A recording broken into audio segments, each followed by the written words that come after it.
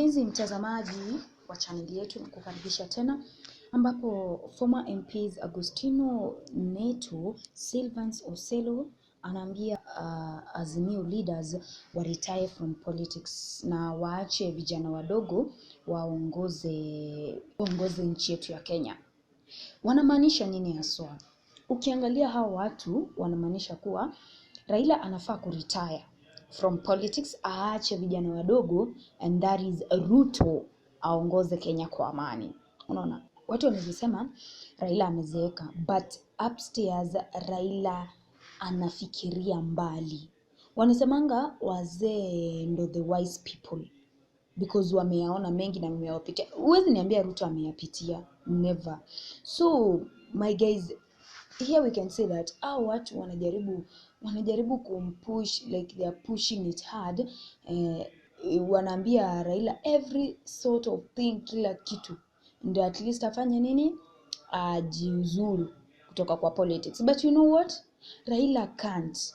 As long as Raila hajapata chenye anafaa kufanya, or maybe anatetea wananchi, anataka wananchi wakuwe poa, kama bado hajapata hiyo nafasi, and then trust me, Raila hawezi toka kwa politics. Hata akiwa na miaka 100 and something, Raila hawezi retire from politics. That is the big thing you should know, my people, that Raila hawezi toka kwa politics. Unajua, and then these MPs wanajaribu, I think wote ni Wajaluo, but wanampiga vita Raila. You know what they always say is that ukimpiga vita Raila and then umepiga vita nchi yote, people will hate you, people hawata kusupport, you will be on your own, you see. So these leaders, these MPs wanajaribu kusema, kwa hii video naenda kuwekea, they're trying to say that kila leader anakuanga na role yake. So what they are trying to say is that Raila anafaa baki kwa opposition, asijaribu kujieka eti anaweza pata president. Like every person ana play role yake. It's like Ruto ana play role ya president, and then so must Raila play pia role ya opposition. But my people, can we take a look at the video? We like power, so we must give him power, but outside the government. We cannot put him in government. If we put him in handshake, William Ruto will not work. So he must be somewhere. He must see the president in view, sasa. He must see it from far, too far yet too near. This is what Raila, this is the language he understands. So don't worry. The only reason he is moving around with them to Supurias making noise is because he's hungry. Give him something, he will keep quiet. When he did that, he kept quiet. Kibaki did that to Sukate, to Sukapeti, when a whole man looks for a toilet in a carpet. That is what he wants. Give him power and he will leave us alone.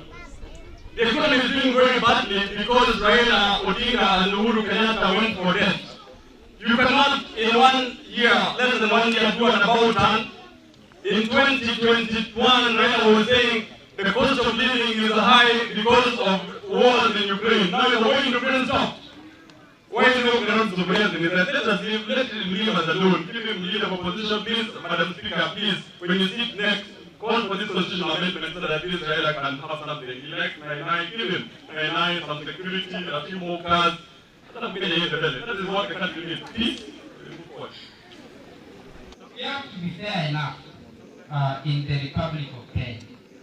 We must respect our seniors, the people who came before us. Everyone has played a role. There are those who fought for democracy, there are those who fought for independence, there are those who fought for second liberation. Each of them has a role in the Republic of Kenya. And you must respect all of them and support them in their lives. But you must also tell them that you give back to children so that the children can take after you.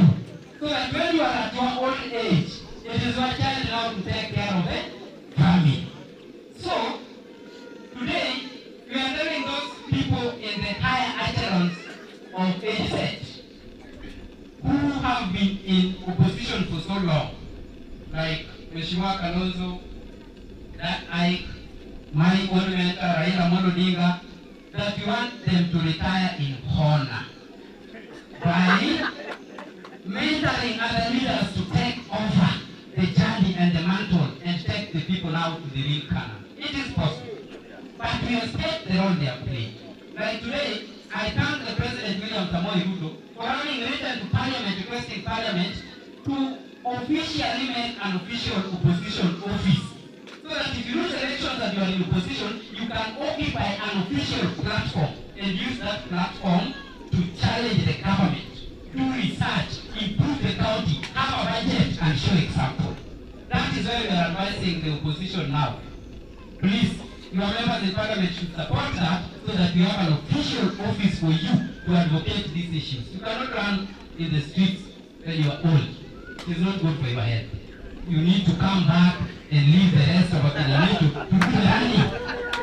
People have been made to believe that if certain people are not there, then we will not die. That life will not go on. There was Mzee Hayati Jomo Kenyatta. He was the president, he worked, he died, tumeendelea.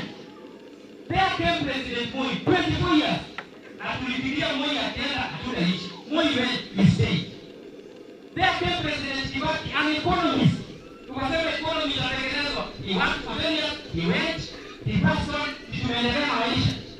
There comes now President Ruto. Will work for 10 years, he will also go, and Kenya itaendelea. And I've never seen also a president in this Kenya leaving office midway.